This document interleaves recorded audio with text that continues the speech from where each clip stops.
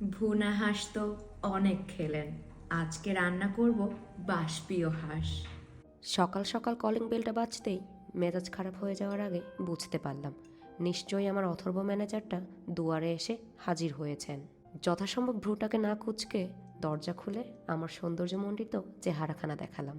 আমার আগুন জ্বালা রূপ আর পেশাদারিত্বকে উপেক্ষা করে তিনি হুড়হুড় করে কিছু না বলেই সদর দরজা দিয়ে ঢুকে পড়লেন। ঢুকতে না ঢুকতেই তিনি মুখখানা কালো করে হর হর করে বলতে লাগলেন তার নাকি এবারও বাড়ি যাওয়া হবে না।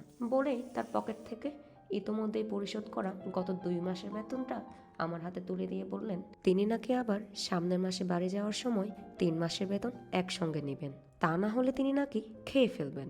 আমাকে কোনো কথা বলার সুযোগ না দিয়েই তিনি আবার বলে বসলেন তার নাকি হাঁস খাওয়ার জন্য গত কিছুদিন ধরে মন কাঁদছিল। ভেবেছিলেন বাড়ি গিয়েই তিনি দেশি হাঁস খাবেন। 7-5 না ভেবেই তাকে বলে বসলাম দেশিটা না হলেও আমার ফ্রিজে চাইনিজটা আছে, খাবেন?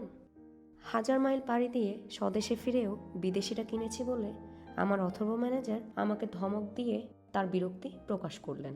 পরক্ষণে আবার নির্লজ্জের মতো আধিপত্যবাদী সরে যেটা আছে সেটাই রান্নার নির্দেশ দিলেন। তার সাথে আর কোনো আলাপচারিতায় অংশগ্রহণ না করে নাকবোচা স্টাইলে বাষ্পীয় হাঁসটা রান্না করে ফেললাম।